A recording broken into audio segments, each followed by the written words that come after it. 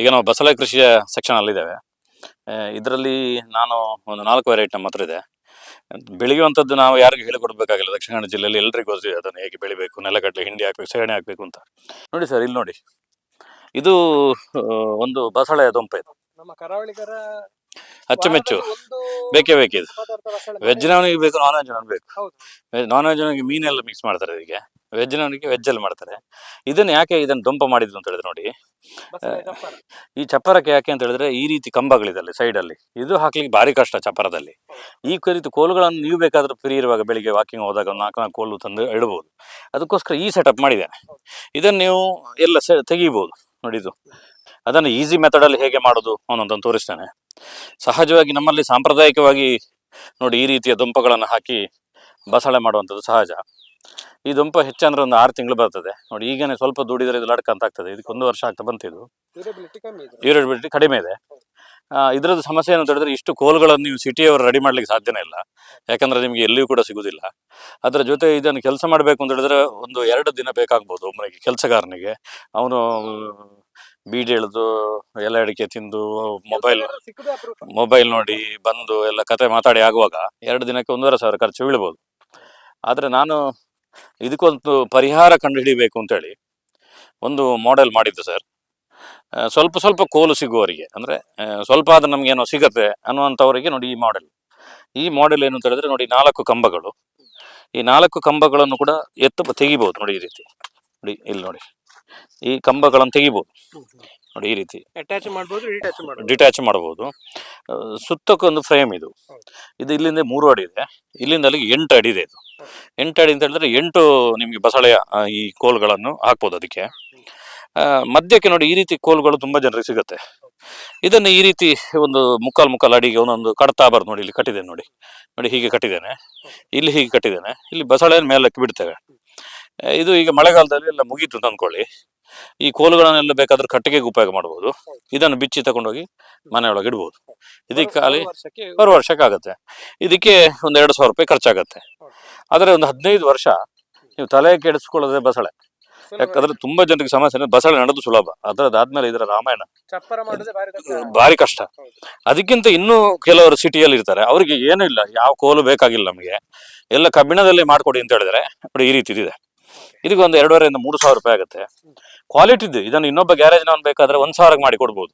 Waste ತುಂಡು ಸಗಡೆ angler ಅನ್ನು use ಮಾಡಿದ್ರೆ ಮಾಡಬಹುದು. ಎಲ್ಲ ಗೇಜ್ ಇದೆ ನೋಡಿದ್ದು ಈ ರೀತಿ ಬರುತ್ತೆ, ತೆಗಿಲಿಕ್ಕೆ ಆಗ್ತದೆ. ಇಲ್ಲಿ 6 ಅಂತದ್ದು 4, ಇಲ್ಲಿಂದ ಇಲ್ಲಿಗೆ 3, ಇಲ್ಲಿಂದ ಇಲ್ಲಿಗೆ 4 ಅಡಿ. 4 ಅಡಿಗೆ 2 ಬುಡದಲ್ಲಿ ಬಸಳೆ ಹಾಕಿದ್ದೇವೆ ನೋಡಿ. ಹೇಗಿದೆ ಬಸಳೆ? ತುಂಬಾ ಜನರು ಹೇಳಿದ್ರು ಬಿಸಿಲಿಗೆ ಸತ್ತು ಹೋಗ್ತದೆ, ಬಿಸಿಲಿಗೆ ಸತ್ತು ಹೋಗ್ತದೆ ಅಂತ ಹೇಳಿ. ಜನರದ್ದು ಸುಮ್ಮನೆ ಕಮೆಂಟ್ಗಳದ್ದು. ಅದು ಬಿಸಿಲಿಗೆ ಅದನ್ನು ತಡೆಯೋ ತಾಕತ್ತಿರ್ತದೆ ನೋಡಿ. ಇಲ್ಲಿ ಈಗ ಬಿಸಿಲು ಬೀಳಕ್ಕೆ ಈ ಎಲೆಗಳು ಬಿಡಲ್ಲ, ಇಲ್ಲಿ ಬಿಸಿಲು ಬೀಳಕ್ಕೆ ನೋಡಿ. ಇಲ್ಲಿ ಈಗ ಇದನ್ನು ತಾಗೋದು ಇಲ್ಲಿ ಅಲ್ಲ, ಇಲ್ಲಿ ಬಿಸಿಲು ಬೀಳ್ಬೇಕು ಕರೆಕ್ಟಾ. ಈ ಎಲೆಗಳು ಇಲ್ಲಿ ಬಿಡೋದಿಲ್ಲ, ಇದನ್ನು ತಡೀತದೆ. ಅದರಿಂದಾಗಿ ತುಂಬಾ ಚೆನ್ನಾಗುತ್ತೆ. ಮಳೆಗಾಲ ಮುಗಿತಿದ್ದಾಗಿ ನೋಡಿ ಎತ್ತದು ತಗೊಂಡು ಹೋಗುದೇ 10 ನಿಮಿಷದಲ್ಲಿ ಇದನ್ನು ಡಿಸ್ಪ್ಲಾಂಟಿಂಗ್ ಮಾಡಿ ಮನೆಯೊಳಗೆ ಇಟ್ಬಿಟ್ರೆ ಯಾವ ತುಕ್ಕು ಹಿಡಿದಿಲ್ಲ. ಇದು ಮಳೆಯಲ್ಲಿ ಇದ್ರೂ ಕೂಡ 15 ವರ್ಷ ಏನಾಗುದಿಲ್ಲ. ಆ ರೀತಿ ನಾನಿದು ಸೆಲೆಕ್ಟ್ ಮಾಡಿದ್ದು. ಆದ್ರೆ ನಾಳೆ ಬೇಡ ಅಂತ ಹೇಳಿದ್ರೆ ಬೇರೆ ಕಡೆ ತಗೊಂಡು ಹೋಗ್ಬೋದು. ಇದಕ್ಕೊಂದು ಸಣ್ಣ ದೊಡ್ಡ ಕಂಬ ಹಾಕಿದ್ರೆ ಇದಕ್ಕೆ ಹೀರೆಕಾಯಿದ್ದು ಇದೇ ಕಂಬ ಇದ್ರೆ ಹೈಟ್ ಇದೆ ಎಬ್ಸಿದ್ರೆ, ಇದು ಡಬ್ಬಲ್ ಇದ್ರೆ ಹೀರೆಕಾಯಿದು ಅದಕ್ಕೆ ಏರಿಸಬಹುದು. ಅದಕ್ಕೆ ಹೀರೆಕಾಯಿದು ಮಾಡಬಹುದು, ಯಾವ್ದು ಬೇಕಾದ್ರೂ ಆಗ್ಬೋದು. ಈಗ ಮಳೆಗಾಲದಲ್ಲಿ ಈ ಕಂಬನ ಚೇಂಜ್ ಮಾಡೋದು, ಇದಕ್ಕಿಂತ ಇನ್ನೊಂದು ಕಂಬ ತಂದು ಇಡೋದು. ಮಳೆಗಾಲದಲ್ಲಿ ಅದರಲ್ಲಿ ಏರಿಸೋದು ಇದನ್ನು ಅಷ್ಟೇ. ಈ ಫ್ರೇಮ್ ಅದಕ್ಕೆಲ್ಲ ಉಪಯೋಗ ಆಗುತ್ತೆ ಮಳೆಗಾಲದಲ್ಲಿ ಬೇರೆ ಕೆಲಸ ಮಾಡ್ಲಿಕ್ಕೆ. ಇದು ಕೆಂಪು ಬಸಳೆ ಅಂತೇಳಿ, ಇದು ಇನ್ನೂ ಕೂಡ ಹೈಬ್ರಿಡ್ ಆಗಿಲ್ಲ, ತುಂಬಾ ಚೆನ್ನಾಗಿದೆ, ಆರೋಗ್ಯಕ್ಕೆ ತುಂಬಾ ಒಳ್ಳೇದು, ರುಚಿ ಚೆನ್ನಾಗಿದೆ. ತುಂಬಾ ಜನರು ಹೇಳ್ತಾರೆ ರುಚಿ ಇರುವುದಿಲ್ಲ ಅಂತದ್ದೆಲ್ಲ ಹೇಳ್ತಾರೆ. ಆ ರೀತಿ ಇಲ್ಲ. ಯಾಕೆ ರುಚಿ ಇರುವುದಿಲ್ಲ ಅಂತ ಹೇಳಿದ್ರೆ ಅವರಿಗೆ ಕೆಮಿಕಲ್ ಇನ್ನೊಂದು ಪೇಟೆದ್ದೆಲ್ಲ ತಿಂದು ನಾಟಿ ತಿಂದಾಗ ಅವ್ರ ನಾಳೆಗೆ ಹಿಡಿಸೋದಿಲ್ಲ. ಯಾಕಂದ್ರೆ ಅದಕ್ಕೆ ಅಭ್ಯಾಸ ಆಗಿರೋದು ಬೇರೆ, ಹೌದಲ್ವಾ? ಈಗ ಡೈಲಿ ಡ್ರಿಂಕ್ಸ್ ಮಾಡೋನಿಗೆ ಅವನಿಗೆ ಸ್ಪ್ರೈಟ್ ಕೊಟ್ರೆ ಅವನಿಗೆ ಖುಷಿ ಆಗ್ತದ? ಇಲ್ಲ, ಅವನಿಗೆ ಕ್ವಾಟ್ರೆ ಬೇಕು ಅಂತ ಹೇಳ್ತದೆ, ಹೌದಲ್ಲ? ಹಾಗೆ ಇದು ಡಿಸೈನ್ ಇರುವಂಥದ್ದು. ಅದರ ಜೊತೆ ಅದೊಂದು ಇದೊಂದು ಲೋಕಲ್ ವೆರೈಟಿ. ಇದು ನಮ್ಮ ದಕ್ಷಿಣ ಕನ್ನಡ ಜಿಲ್ಲೆದ ಲೋಕಲ್ ವೆರೈಟಿ. ಸ್ವಲ್ಪ ಎಲೆ ಬೆಂಡ್ ಆಗಿ ಬರ್ತದೆ. ಹೌದೌದು, ಬೇರೆ ಬೇರೆ ಹೇಳ್ತಾರೆ ನೋಡಿ. ಇದು ಒಂದು ಆಫ್ರಿಕನ್ ವೆರೈಟಿ. ಇದು ಎಲೆ ಎಲ್ಲ ದಪ್ಪ ಆಗತ್ತೆ. ಇದು ನೋಡಿ ಗ್ರೋ ಬ್ಯಾಗ್ ಅಲ್ಲಿ.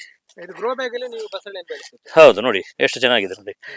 ಮನೆಗೆ ನಮಗೆಲ್ಲ ಇರೋದ್ರಿಂದಾಗಿ ಇದನ್ನ ಕಟ್ ಮಾಡಿಲ್ಲ, ಇಲ್ಲಾಂದ್ರೆ ಕಟ್ ಮಾಡ್ತಿದ್ರೆ ಇಲ್ಲ ನಾವೇ ಕಟ್ ಮಾಡಿದ್ರು ಕೂಡ ನಮ್ಗೆ ಬೇಕಾದಷ್ಟು ಬಸಳೆ ಅದರಲ್ಲಿ ಆಗ್ತಾ ಇರ್ತದೆ. ಗ್ರೋ ಬ್ಯಾಗಲ್ಲೂ ತುಂಬ ಚೆನ್ನಾಗಿ ಬೆಳಿಬೋದು ಅಂತೇಳಿ ಒಂದು ತೋರಿಸಿರುವಂಥ ಮಾಡೆಲ್ ಇದು. ಓಕೆ.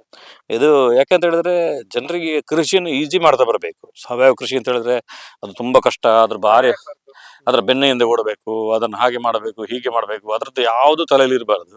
ತುಂಬ ಈಸಿ ಮಾಡೋ ಮೆಥಡನ್ನು ನಾನು ಹೆಚ್ಚೆಚ್ಚು ಅದಕ್ಕೆ ಸಂಶೋಧನೆ ಮಾಡ್ತಾ ಇದ್ದೇನೆ, ಕಲಿತಿದ್ದೇನೆ, ಹೊರಗಡೆ ಹೋಗಿ ನೋಡ್ತಿದ್ದೇನೆ ಕೃಷಿಕರನ್ನು. ಮತ್ತು ನನ್ನದೇ ಸತ್ಯ ಅಂತ ಹೇಳೋದಲ್ಲ, ಯಾಕಂದ್ರೆ ನನಗಿಂತ ತುಂಬ ಜನ ಎಕ್ಸ್ಪರ್ಟ್ಗಳಿದ್ದಾರೆ. ನಾನು ಸ್ವಲ್ಪ ಯೂಟ್ಯೂಬಲ್ಲಿ ಹೊರಗಡೆ ಎಲ್ಲ ಹೋಗೋದಕ್ಕೆ 4 ಜನರಿಗೆ ನನ್ನ ಪರಿಚಯ ಬಿಟ್ಟರೆ, ನನಗಿಂತ ಎಂತೆಂಥ ಎಕ್ಸ್ಪರ್ಟ್ಗಳು ಪ್ರತಿ ಊರಲ್ಲಿ ಇರ್ತಾರೆ. ಅವ್ರದ್ದೆಲ್ಲ ಸಲಹೆ ಸೂಚನೆಗಳನ್ನು ತಗೊಂಡು ನಾವು ಮಾಡ್ತಾ ಹೋಗ್ಬೋದು.